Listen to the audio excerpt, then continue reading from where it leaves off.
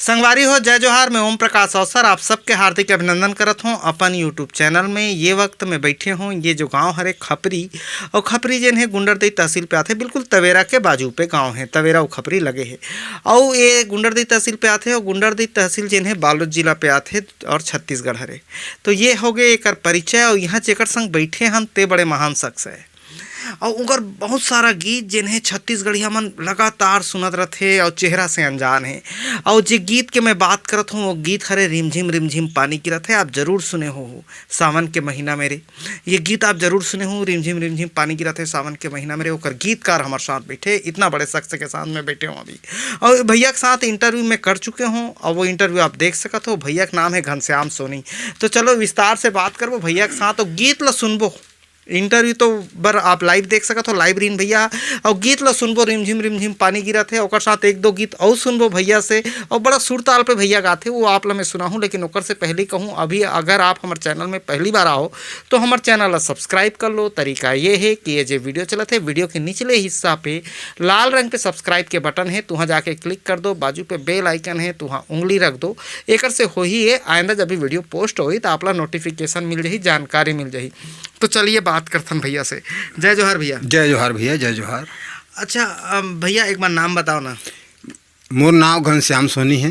घनश्याम सोनी। घनश्याम सोनी है भैया खपरी से। और भैया ये गीत हम सुनबो कि सावन के महीना मेरे रिमझिम पानी गिरा थे। लेकिन एक से पहले ये गीत के रचना के विषय में बताओ, फिर रिकॉर्ड कब हुई कैसे हुई से विषय पे बताओ, ओकर बाद हम गीत सुनबो। गीत के निर्माण ऐसे हुई हाँ कि मैं कोई काम से गुंडर दे गए रहूँ। हाँ सावन एक महीना हरे। हाँ और हल्का हल्का पानी गिरत रहा है। हाँ। सिटिर पानी। हाँ। और 82 भी चलत रहा है। हाँ तब गुंडरदी से वापसी आना, तब गुंडरदी के हटवारा में एक पीपर के पेड़ है। हाँ। आज भी वो पीपर पेड़ है। अच्छा वो देखो ना तो वही जगह बैठ के। हाँ, रेलवे के ऊपर। हाँ तो नीलम मानिकपुरी घलोर इस गुंडर देखे दोनों जन रहन। हाँ। और ये मूड अचानक इस वही का रहन तब। अच्छा तो मैं कर रुके न वही करो गीत के निर्माण करें और गीत ला लिखें। उइच कर हाँ दिमाग में पूरा लिखा गया हुआ। अच्छा। कभी कभी ना टावर मिल के मतलब फटाफट लिखा देते दिमाग में। पेन कागज धर धरे दिन भर पाई एक लाइन नहीं लिख सकस। हाँ। मूड ऊपर थे वहाँ। तो ये गीत के निर्माण ऊँचे हुई और लोक रंग ला गीत ला दे होता फिर मैंने रिकॉर्ड करें फिर बाद में। अच्छा हाँ ये रिमझिम ला। हाँ हाँ हाँ तो चलो एक बार सुनाओ भैया वाला। गीत ला सुना देता हूँ। रिमझिम पानी गिरत है रिमझिम पानी गिरत है रिमझिम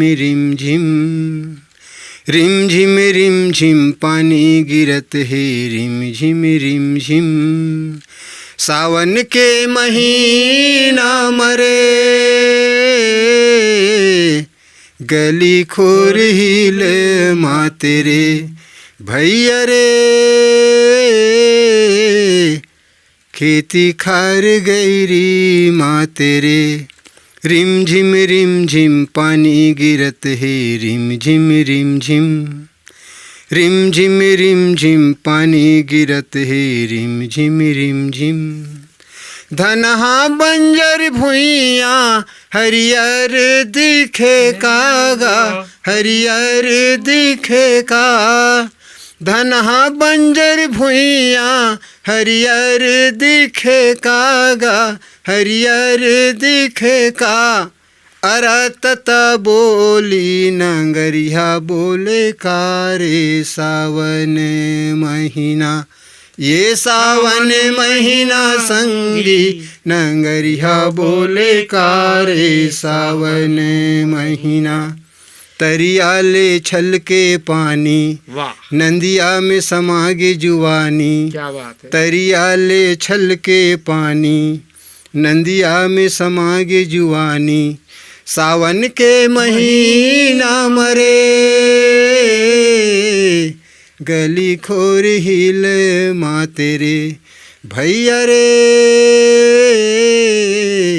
खेती खार गईरी माँ तेरे रिमझिम पानी गिरत है रिमझिम पानी गिरत है रिमझिम पानी गिरत है रिमझिम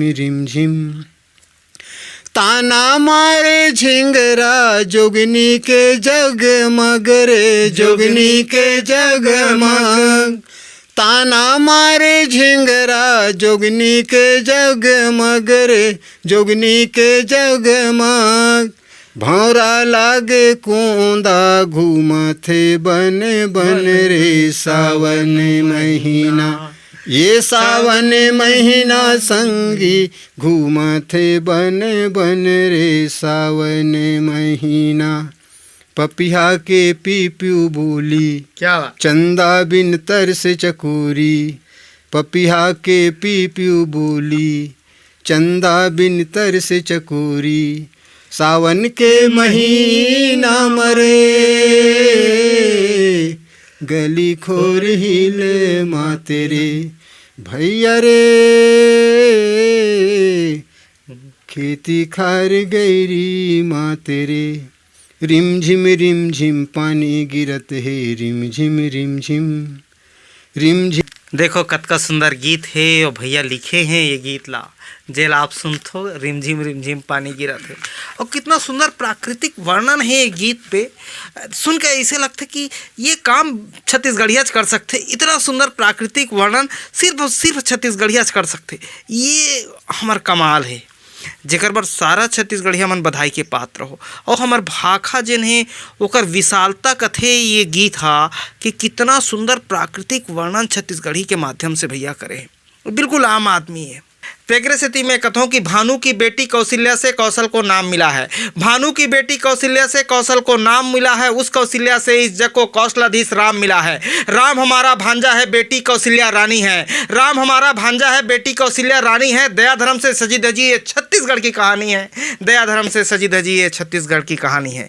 तो छत्तीसगढ़ के जिन कहानी है इतना गौरवपूर्ण है, तो छत्तीसगढ़िया मन एक बार गर्व करो और वो बचा के रखो। अपन जिन इतिहास है, अपन जिन कल्चर है, अपन जिन संस्कृति है और बचा के रखना छत्तीसगढ़िया मन के जिम्मेदारी है। और छत्तीसगढ़िया संस्कृति के जिन एहसास भैया करे सोकर बर भैया ला धन्यवाद जरूर कहो कमेंट बॉक्स में। तो धन्यवाद, मैं ओम प्रकाश अवसर।